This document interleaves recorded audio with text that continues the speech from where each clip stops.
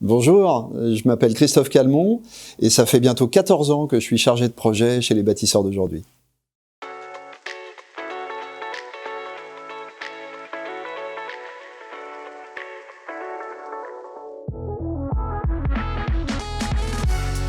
Alors pour construire une maison, il y a deux types de contrats principalement.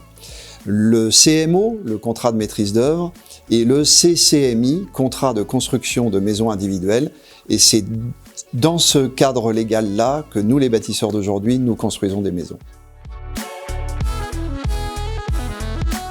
Alors le contrat de maîtrise d'œuvre, c'est le contrat que vous allez passer avec un architecte, un maître d'œuvre, les dénominations sont multiples, et c'est un contrat où rien ne va être vraiment contractuel.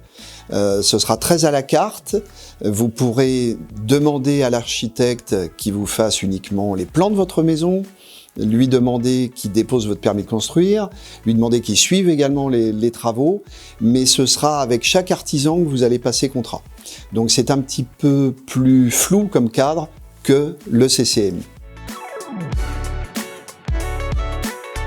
Alors le CCMI, le contrat de construction de maisons individuelles, c'est dans ce cadre-là que nous, les bâtisseurs d'aujourd'hui, nous réalisons nos maisons.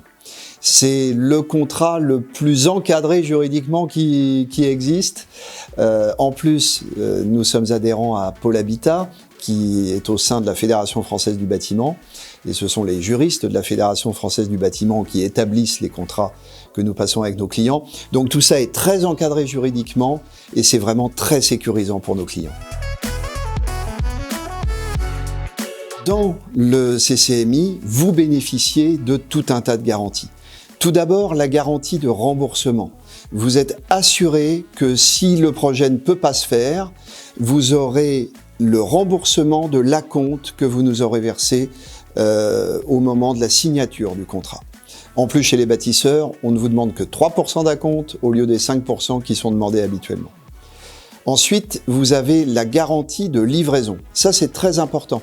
Dans ce cadre juridique-là, vous avez la garantie que votre maison vous sera livrée au prix convenu et au délai convenu sur le contrat. Quoi qu'il arrive, même si on venait, ce qui n'est pas souhaitable, à disparaître, votre maison serait quand même construite au prix et au délai convenu. Et puis enfin, votre maison est couverte pendant 10 ans par la fameuse garantie décennale que tout le monde connaît, mais c'est une garantie qui se décompose en fait en 3 phases. Vous avez une première année qui est la garantie de parfait achèvement. Pendant 1 an à minima, tout doit fonctionner parfaitement dans votre maison.